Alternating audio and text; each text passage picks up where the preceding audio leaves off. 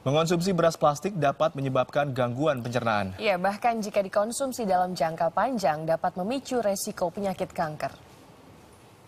Uji laboratorium yang dilakukan PT Sukovindo Kamis lalu menunjukkan beras plastik mengandung senyawa polivinil klorid.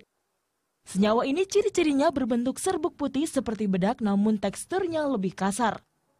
Polivinil klorid ini tidak larut dalam air suhu ruangan maupun dipanaskan hingga 150 derajat.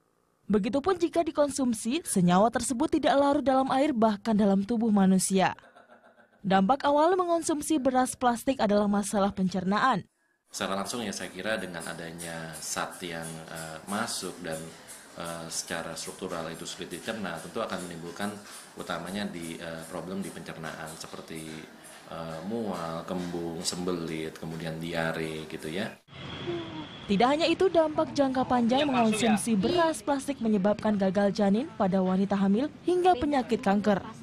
Untuk jangka panjang, penggunaan atau konsumsi dari beras plastik tersebut itu bisa menimbulkan banyak dampak ya.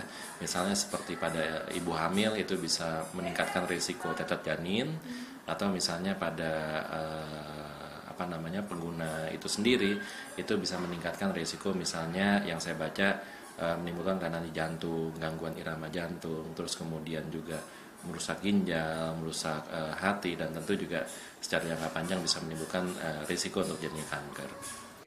Bahan plastik yang masuk ke dalam tubuh manusia tidak dapat dinetralisir. Cara efektif untuk mencegah konsumsi beras plastik adalah dengan mendeteksinya sejak dini. Kalau untuk bedakan antara PVC dengan beras itu, kalau beras kalau dibakar langsung bentuknya kan akan coklat, gosong hitam ya. Kalau PVC itu karena dia bahan bakar plastik, itu bentuknya seperti kalau plastik dibakar, dia akan berubah, akan membentuk semacam karamel. Itu paling gampang ya. Peredaran beras plastik menjadi perhatian belakangan ini. Minggu lalu seorang pedagang bubur di Bekasi melaporkan mendapat beras plastik.